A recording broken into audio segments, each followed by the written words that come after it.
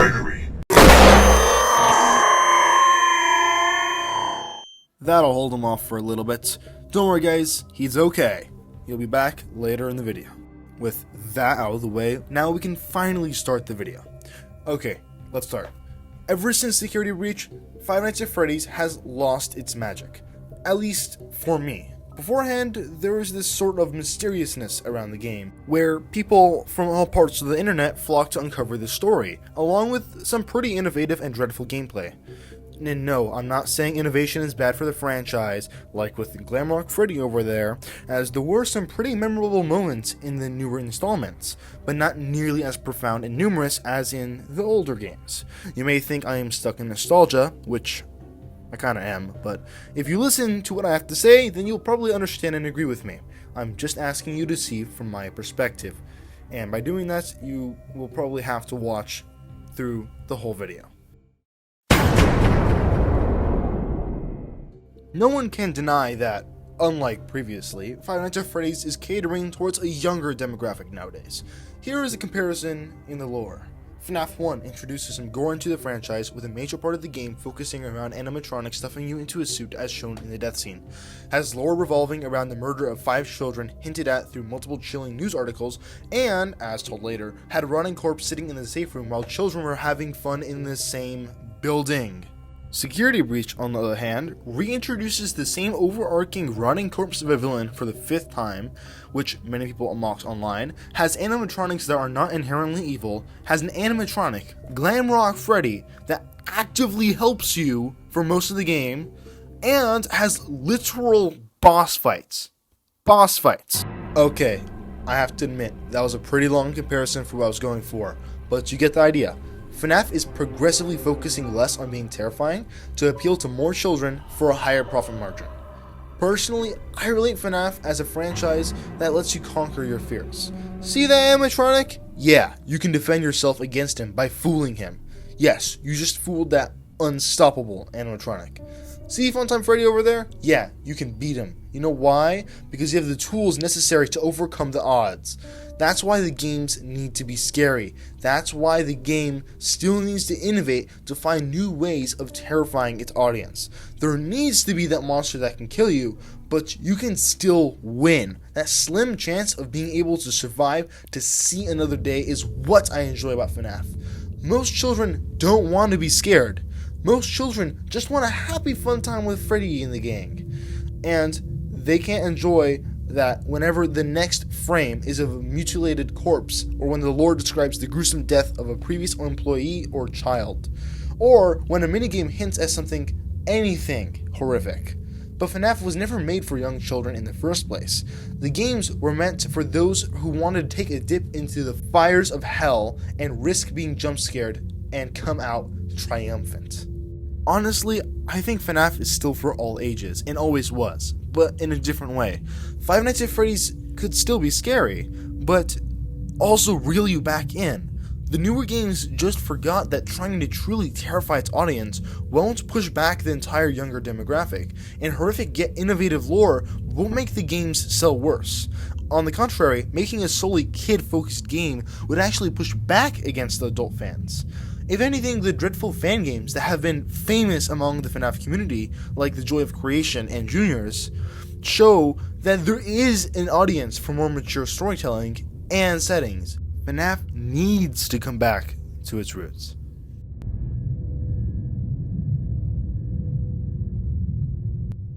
The story of Five Nights at Freddy's has always been a major selling point for the franchise, even more so than the gameplay. Hell, Game Theory made a boatload of videos trying to figure out the story, and MatPat's last video even had Scott Cawthon in it. Unfortunately, the newer installments in the franchise, for example, Security Breach, have only expanded upon, never added to, the story of the earlier games. The newer games always seemed to find a way to bring back William Afton in some form until it becomes a meme, always dealing with missing or dead children, and etc. There are some exceptions, like with the Mimic, but overall, the story just feels like it's beating the same dead, old, mutilated horse. The older games have always added upon the lore in interesting ways, like with FNAF 2 being a prequel and seeing the original cast as destroyed and not being in the original restaurant. FNAF 2 added a whole new depth to the previously established, even minuscule, lore. Another example is FNAF 4, where the formal introduction of Fredbear's Family Diner and the Bite of 83 added to the previously established canon and hinted on parts in previous games. The series felt like it had a direction, and each game was already planned out, rather than being pulled out of Scott Cawthon's butt. In fact, the lore was so great that people still talk about it and theorize till this day. Now, it seems that the developers are struggling to find new directions for the franchise. I mean, it is a decade old at this point, and it was only until recently that Ruined seemed to achieve this goal. Something the new games also do poorly is how they integrate the lore. In the previous games, there was either a superficial, fun, happy, goofy atmosphere, hiding a horrific and terrible secret, or story scattered among randomized hidden secrets. The gameplay was never usually a major part of the lore, but rather hidden through cryptic messages within the game. Even then, if the lore was integrated into the gameplay, then there were secrets that outlined a more cohesive story. The newer games just made everything a part of the story, with most of the secrets being a must so you can get all the endings. The only few secrets in the game that actually just focus on lore rather than gameplay are few and far between. Even then, I can speak for all the fanbase when I say that there needs to be a more innovative and creative way of communicating the story. For example, taking the Far Cry and Silent Hill route, by having actions you take in the game and the way you play influencing not only which ending you get, but how the story progresses as a whole, with only one or all being the true canon. That would not only be fun, but new.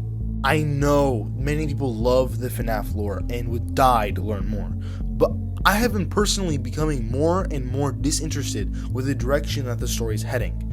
I can only care about William Afton and his shenanigans for so long, and I've been caring for basically a decade at this point. I can only care about finding out about articulate and minute secrets for so long. There needs to be balance between lore and gameplay and creativity. If one tips the balance, then the whole game will suffer. Five Nights at Freddy's was built upon this balance and should abide by it or break the balance entirely. I play FNAF not only for the story, but also for the gameplay, and to be scared, and to enjoy a franchise that I have loved for 10 years. I know this mostly applies to Security Breach and FNAF AR, but there are bugs scattered throughout all of the FNAF games, even ones like FNAF Help 1 and 2. Honestly, I think I can get my point across by just showing this montage of glitches in the past few FNAF games. Also, it looks like my computer's running like poop. Maybe that ray tracing was a little too much. Oh god, help me, I'm trapped in the 2 frame per second universe. The fastest speedrun of Security Breach is just under 3 minutes, where runners essentially get out of Freddy's room and book it to the Vanny ending.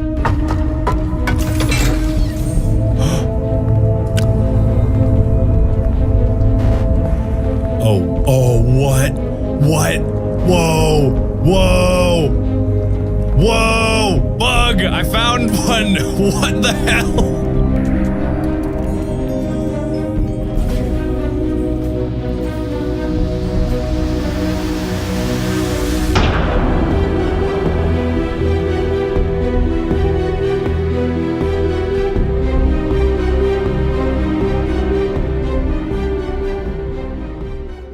Personally, and this applies to basically every AAA game at this point, I think games should not be released in a buggy state. Deadlines can be pushed back, and FNAF is no stranger with the introduction of Security Breach.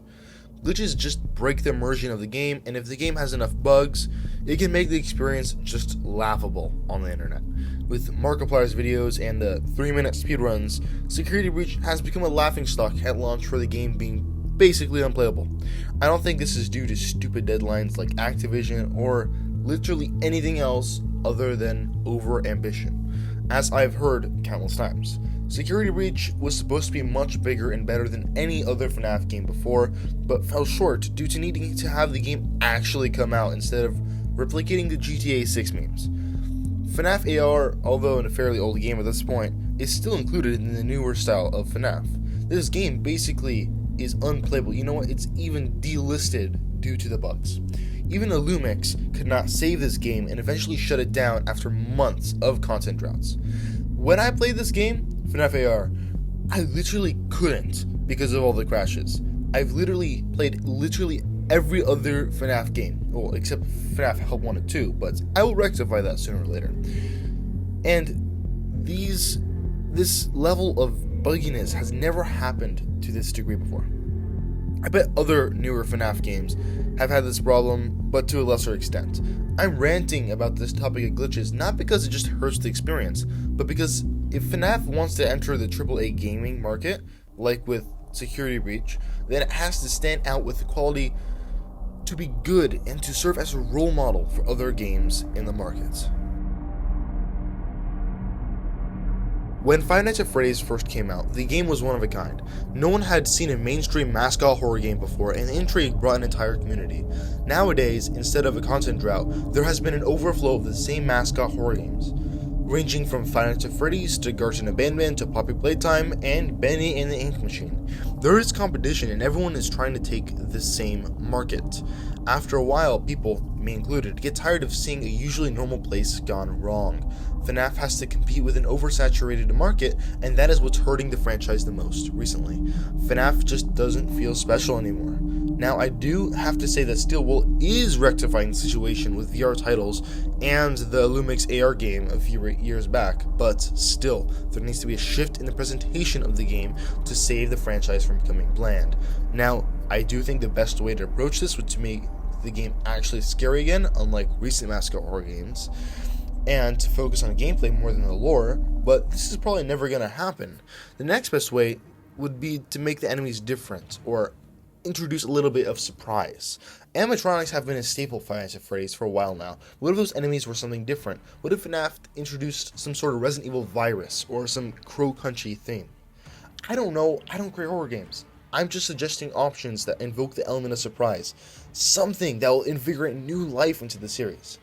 Five Nights at Freddy's needs to stand out from the rest of the competition, and surprise, rather than the same games over and over again, will help the franchise do so. I'm gonna shove a beak inside of you, and you are going to be able to talk better. In conclusion, I'm not denying that the newer FNAF games are not good, but I'm arguing that they are not as good as they could have been.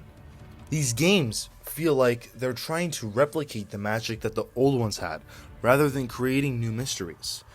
While playing these games, I've enjoyed them, but not to the extent that I feel like I should have. There should be innovation, there should be creativity, there should be passion, there should be horror, as all of these things make up what FNAF really is. I love the campy, edgy, fun, and intriguing aspects of Five Nights at Freddy's. I love the community, most of the time, and the fan games that are produced from it.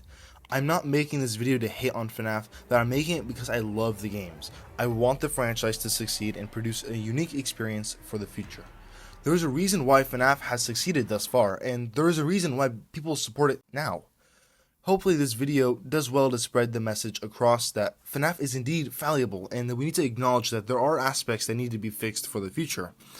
I am looking forward to the celebration of the 10 years of Five Nights at Freddy's this August, and if you like this video, please feel free to show your support for this channel, and feel free to check out some of my other content here. Thank you, and bye-bye. Wait, Glamour for you. Wait, no.